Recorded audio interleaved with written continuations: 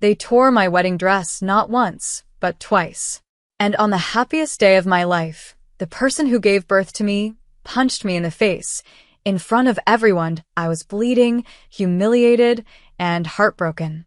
But what they didn't know was that punch didn't break me. It woke me up. My name is Erica, and I'm 28 years old. I never imagined that my wedding day, the day I had envisioned since I was a little girl, would become the stage for one of the most painful yet empowering moments of my life. Growing up, I was never the favorite. My younger sister Mira was the one everyone's eyes followed, beautiful, bold, and always outspoken. Our mother, Marcia, adored her to the point where it often felt like I didn't exist in comparison. I was the quiet one, the responsible one, the so-called plain daughter who focused on studies, work, and keeping the peace at home. But peace, I've learned, often comes at the cost of your own voice. For years, I tolerated the subtle jabs, the comparisons, the way Mira would say things like, "You're lucky to even have a boyfriend." It hurt, but I swallowed it. I worked hard, built a stable career, and focused on my own life. Then came Jake.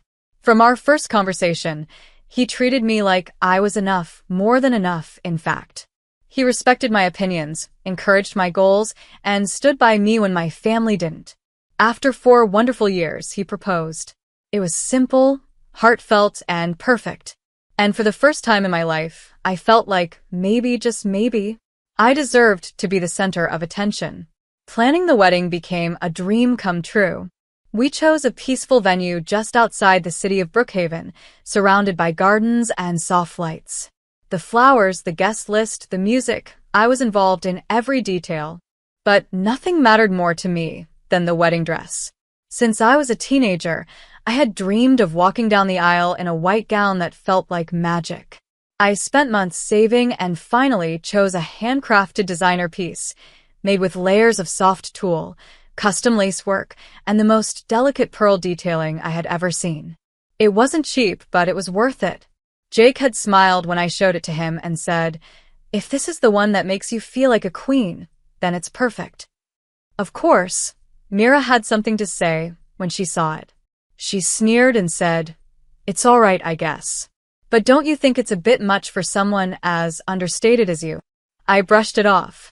I had spent my whole life trying to earn their approval, not anymore.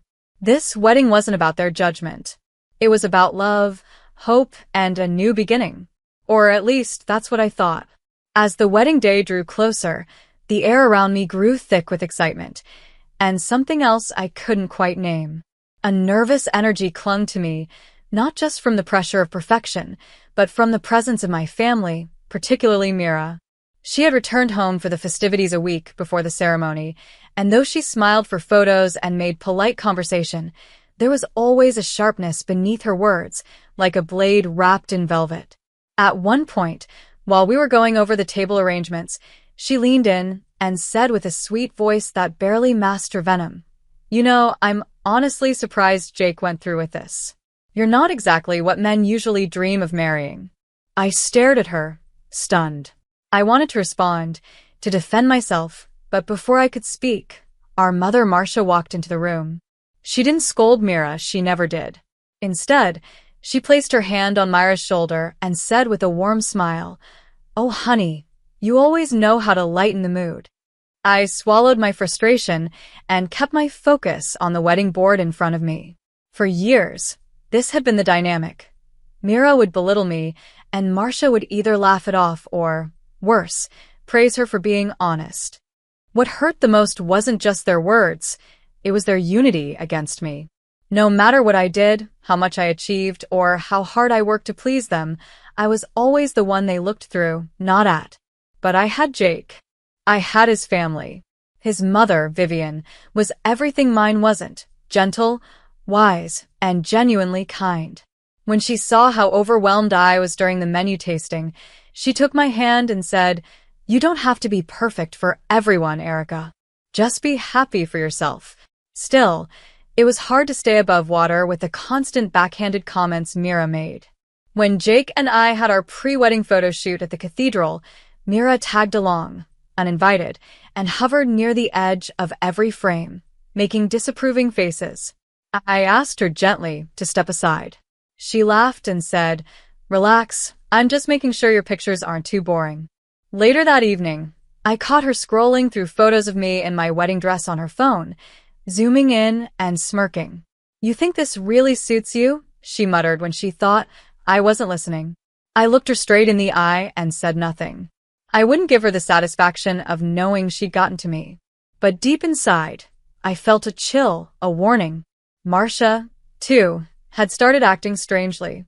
She seemed distant during dress rehearsals and was far more concerned with Myra's seating arrangements than mine. During dinner, she'd whisper to relatives about how over-the-top the ceremony was becoming. I tried to let it go. I wanted to believe that somehow they would come around, that on the day of the wedding, they would be proud of me. I had no idea how wrong I was. The morning of my wedding was a mixture of nerves and excitement. The sun rose gently over Brookhaven, casting a golden hue across the garden where the ceremony would take place. My bridesmaids were already getting ready in their suite, while I made my way to the bridal dressing room, a quiet, private space reserved for me alone. My heart fluttered with anticipation. Today, I would finally wear the gown I had dreamed of since I was a girl. But when I reached the door, something unexpected happened. As I turned the knob, the door flung open from the inside. Standing there, casually zipping up her handbag with a smirk on her face, was Mira. "Mira?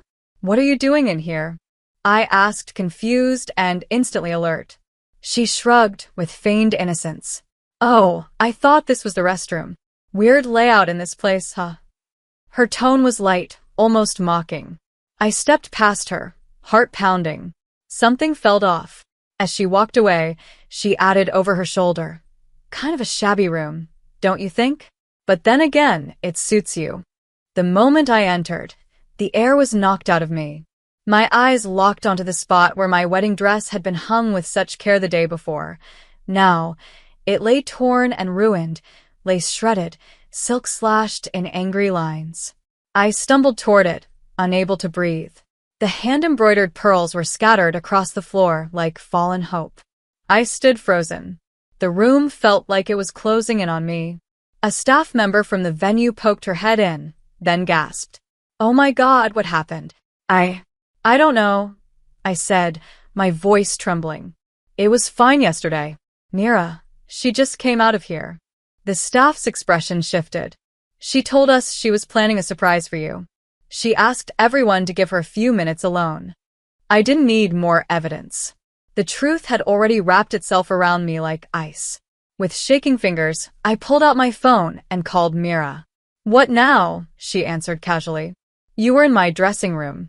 You destroyed my dress," I said, my voice barely steady. "Are you still hung up on that thing?" "It looked awful anyway," she said, laughing bitterly. "Maybe this is divine punishment for your arrogance." "Why would you do that? What did I ever do to deserve this?" I asked, choking back tears. "What a hassle," she scoffed. "Do you have proof it was me? Go ahead, accuse me in front of everyone. See how that plays out." And then she hung up. I stood in silence, my fingers still clutching the phone. My dream, the symbol of my journey, my joy, my identity, had been taken from me by the person who shared my blood.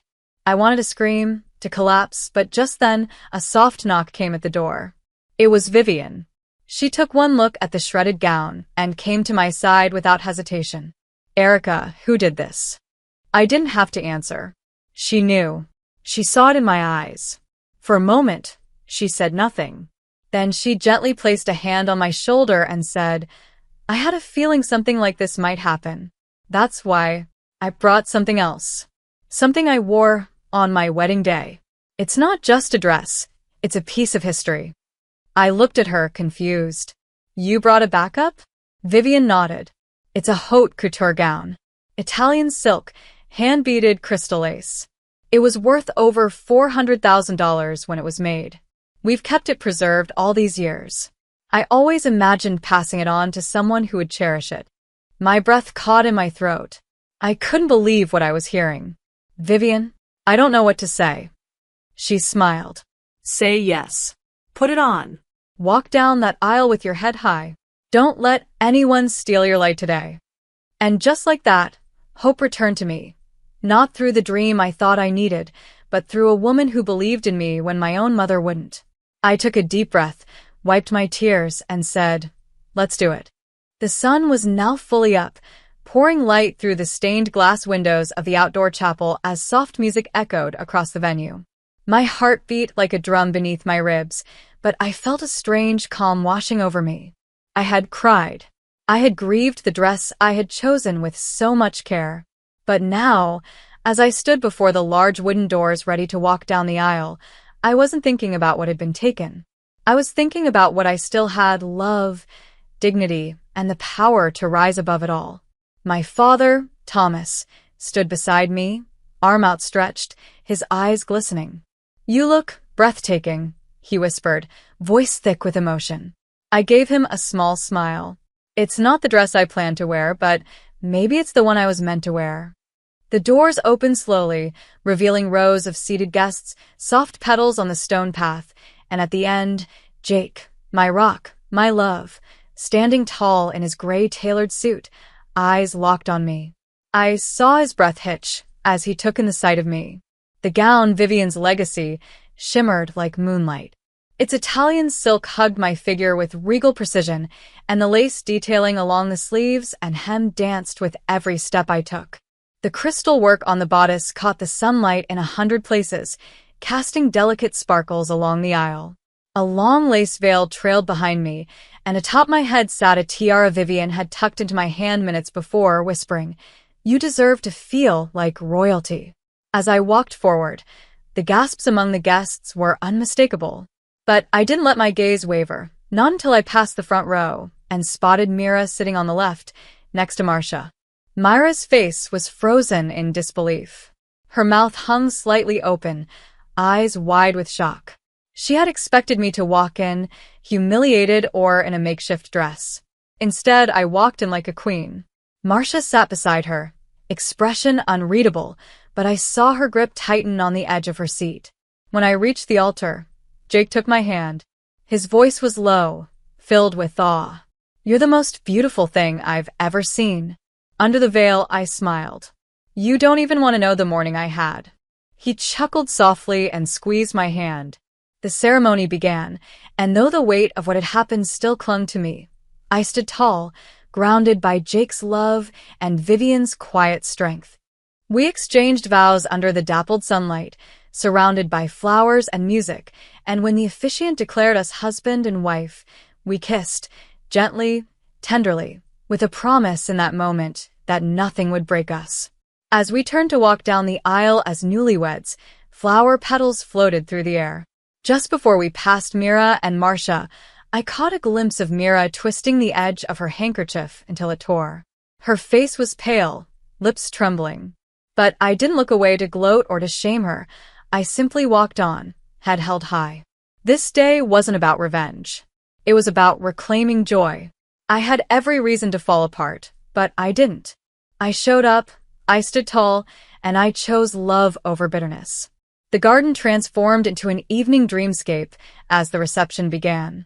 Twinkling lights strung above the tables shimmered in the golden hour glow, and soft music floated through the air. Laughter and the clinking of glasses filled the space. Guests mingled with joy, and waiters moved about with trays of hors d'oeuvres and champagne. For a moment, everything felt like a fairy tale, but I knew the storm hadn't passed yet. Jake and I had just finished taking group photos, and I stood near the center of the reception area, talking to some of his extended family, still wearing Vivian's exquisite gown. It fit perfectly, as if it had waited all these years for me. The compliments kept coming, and while I smiled humbly, I noticed Mira standing off to the side, her arms folded tightly across her chest. Suddenly, she stormed forward. "Why are you wearing such a fancy dress?" she demanded, loud enough for nearby guests to hear. "That veil, that tiara, and this gown, who do you think you are?" Conversations around us faded into silence. "You shouldn't be the one standing out," she continued, her voice rising. "I'm the pretty one. I always have been. But now look at you, flaunting something that was never yours to begin with." I tried to stay calm, but I could feel the tension rippling through the crowd. Mira, I said evenly, you already destroyed my dress this morning.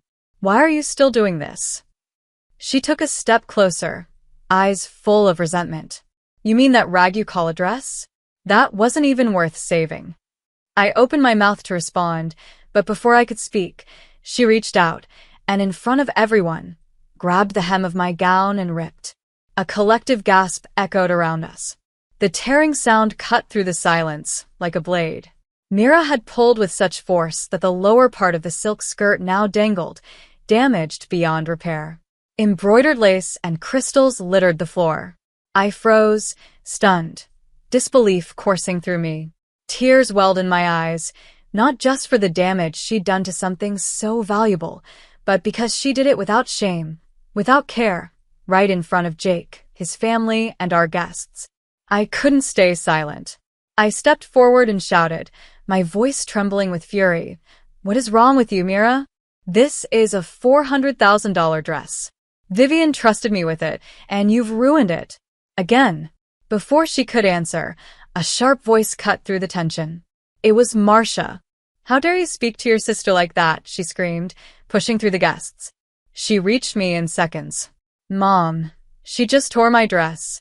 Again, I said, backing up, unable to believe what I was hearing. But Marcia didn't stop. Do you think you're some kind of princess now? Wearing another woman's dress and talking back to your own sister on your wedding day. Then, before I could react, Marcia raised her hand and punched me straight in the nose. A sharp, burning pain exploded across my face as I stumbled backward, catching myself on the edge of a chair. Blood rushed to my nose. My vision blurred for a second, not from the force, but from the shock. Everything went completely silent. A few guests screamed. Jake ran to my side, shouting my name.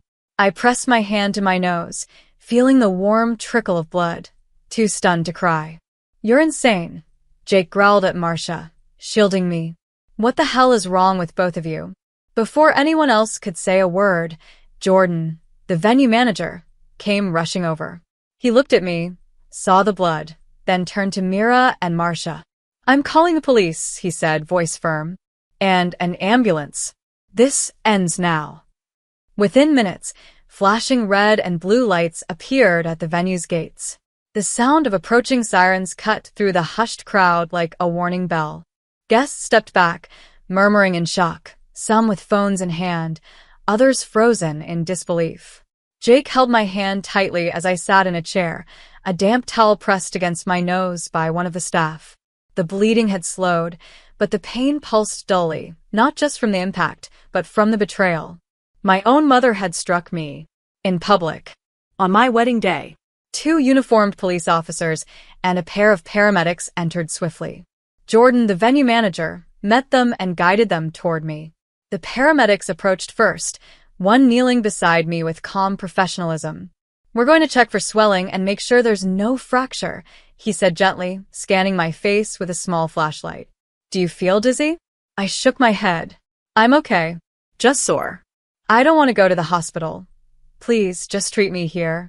He nodded in understanding and began cleaning the wound. Nearby, the officers were already separating Mira and Marcia from the guests. Mira was fidgeting, her expression twisted in a mix of defiance and panic. Marcia, on the other hand, looked proud, still riding the high of her assault, as though it were justified. She provoked me, Marcia shouted as one officer began questioning her. She insulted her sister. Jordan stepped forward firmly. That woman, the mother, punched the bride in the face. The other, the sister, ripped her wedding dress in front of everyone. We have multiple eyewitnesses and venue surveillance. The second officer approached me with a notebook. Ma'am, I'm very sorry you're going through this today. Would you like to press charges? Jake squeezed my hand. I looked at the shredded fabric still clinging to my skirt, the blood on my veil, the disbelief in the eyes of the guests, and I nodded. Yes. I'd like to file a formal complaint for assault and property damage. I have witnesses, and I want this recorded. The officers wasted no time. Mira was the first to be handcuffed. You can't be serious, she shrieked. It was just a stupid dress. The dress she's referring to, Jake cut in, voice cold, was worth over $400,000. And it wasn't even the first one she destroyed today. Marcia was next. She tried to pull away, screaming, "You can't arrest me. I'm her mother." "Yes," I said, loud enough for everyone to hear, "and today, you proved exactly what kind of mother you are." Gasps rose from the guests as the officers read them their rights. Cameras flashed. Several relatives whispered amongst themselves. Others looked visibly uncomfortable, but no one stepped in to defend them. Not this time. As the squad car doors closed behind them and the flashing lights began to fade, I sat still, heart heavy but chest lifted. I had stood up for myself. I had spoken the truth. And for the first time, the world had listened. The paramedics finished cleaning my face. One of them handed me a mirror. My nose was red, slightly swollen, but not broken. I looked at my reflection and saw more than a bride in pain. I saw a woman who refused to be silenced again. Jake leaned in and kissed my forehead. "You're incredible, you know that?" "I just did what I had to do," I whispered back. They tore the dress, but not my dignity. The courtroom was quiet except for the steady tapping of the judge's gavel and the soft shuffle of papers. It had been 6 weeks since the wedding, 6 weeks filled with statements, interviews, legal documents, and endless reflection. I hadn't returned to my family's house once since that day. I hadn't received an apology either. Not from Marcia, not from Mira. And at this point, I didn't expect one. Jake stood beside me in court, his hand in mine, steady and grounding. Vivian sat behind us in the public gallery, her calm gaze locked forward, ever composed. She had accompanied me to every meeting with my lawyer, every pre-trial hearing, and every appointment to assess the value of the ruined dress. The prosecution laid out the case clearly. 2 charges against Mira, intentional destruction of property and disorderly conduct. 1 major charge against Marcia, aggravated assault in a public setting with multiple eyewitnesses. And then there was the matter of damages, the financial cost of the couture dress that Mira had torn apart, not once, but twice. Vivian testified to the value of the gown, presenting professional documentation proving it had originally been purchased for over $400,000, crafted with rare Italian silk and Swarovski crystal lacework. The surveillance footage from the venue, which Jordan had wisely preserved, was submitted into evidence. It showed Mira approaching me and ripping the dress. It showed Marcia striking me in the face. The courtroom saw everything. Mira tried to play the victim. Her lawyer claimed it was an emotional outburst, that she had felt overshadowed and acted in the heat of the moment. But the judge didn't buy it. Marcia was worse. When asked if she regretted her actions, she doubled down. "She embarrassed our family," she said, pointing to me. "She needed to be taught respect." The judge leaned forward, eyes sharp. "Ms. Marcia, what you did wasn't discipline. It was assault, committed in public, on your daughter's wedding day, and with no remorse shown even now." When the verdict was read, I held my breath. Mira was sentenced to 3 months in jail and ordered to pay full compensation for the destroyed gown, with structured installments to begin immediately. The court placed a civil lien on her income until the debt was paid in full. Marcia's sentence was harsher, 1 full year in prison, with mandatory anger management classes and a court order prohibiting any direct contact with me unless approved in writing by the court. The gavel came down, and it was over. I let out a slow breath, not out of relief, but resolution. It wasn't about revenge. It was about being heard, finally, after a lifetime of being silenced. Outside the courthouse, reporters hovered, hoping for a statement. I gave them only 1 line before walking away. They tore my dress, bruised my face, and tried to break my spirit. But all they really did was set me free. In the weeks that followed the sentencing, I found myself breathing differently, deeper, freer, as if the weight I had carried for years had finally been lifted. There were no more calls from my mother or sister. No manipulative messages, no guilt trips pretending to patch what was never whole to begin with. The silence was unfamiliar at first, but it was peaceful. And in that peace, I began to rebuild. Vivian, ever graceful and composed, suggested I take time off to recover emotionally. But instead, I asked if we could visit her storage unit, the place where her treasured bridal collection had been kept. Inside, we found not only sketches, fabric samples, and preserved gowns, but memories. Vivian had once dreamed of opening a boutique, but life had taken her in another direction. When I told her I wanted to bring that dream to life again, not just for her but for myself, she didn't hesitate. That very month, we signed the lease on a small studio in Brookhaven. We painted the walls a soft pearl white, installed custom shelving for lace, silks, and crystals, and set up a fitting space that felt like a sanctuary. Together, we named it Second Bloom Bridal, a tribute to the idea that beauty can rise again, even after devastation. Jake helped with the setup on weekends, even though he was juggling his own work. He was proud of me. Every time he looked at me, it wasn't just with love, it was with admiration. We moved into our new home, and though it was modest, it was filled with warmth, laughter, and the promise of a future untouched by past bitterness. The first bride who walked into my studio reminded me of myself. She was quiet, unsure of her beauty, clutching a photo of a dream dress she thought she couldn't afford. I listened to her story, her insecurities, her hope, and then I helped design something just for her, something that made her light up when she looked in the mirror.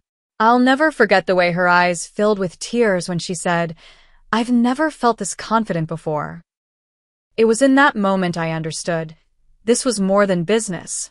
It was healing.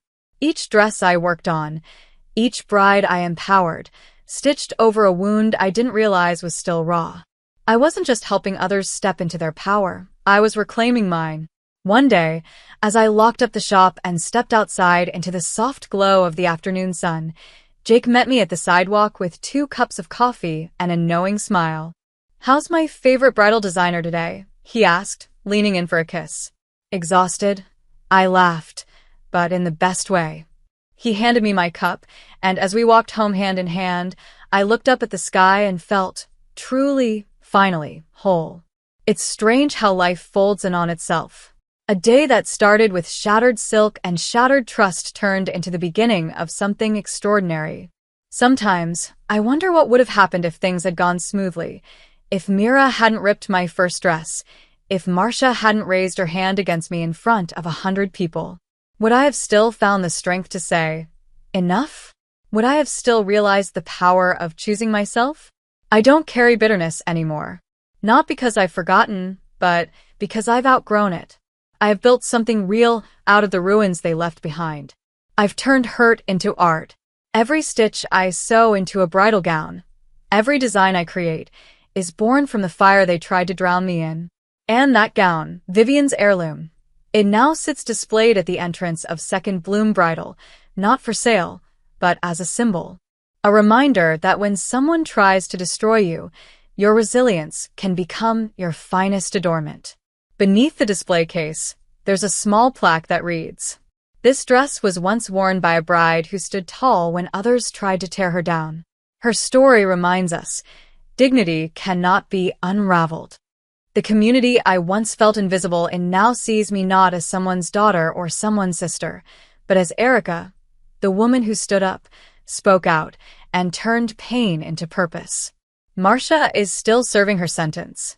Mira, I've heard, struggled to find employment after her record became public. She's moved out of state, and from what little I've gathered, she keeps a low profile now.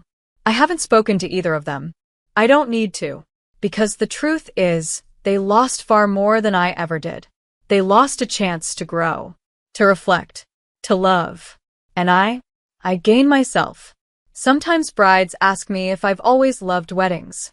I smile, because the answer is layered. I tell them, I didn't always believe I belonged in a gown like this. But one day, I walked down the aisle wearing something I didn't choose and realized I had become someone stronger than I ever imagined. And now, every time a woman steps into my studio, doubting her worth, thinking she's not enough, I help her find the mirror, adjust the lace, lift her chin, and say, "You don't have to wait for someone else to make you feel special. You already are." They may have torn my dress. They may have punched my face, but they could never touch my spirit. I am Erica. I am 28. And this is the beginning of everything. Thank you so much for staying with me through this journey. Sharing my story wasn't easy, but I hope it reminded someone out there that no matter how much pain others try to bring into your life, you can still rise above it.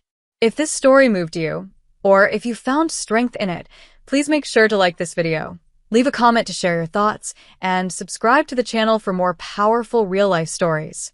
Your support means the world to me, and it helps me keep telling stories that matter. I'll see you in the next one.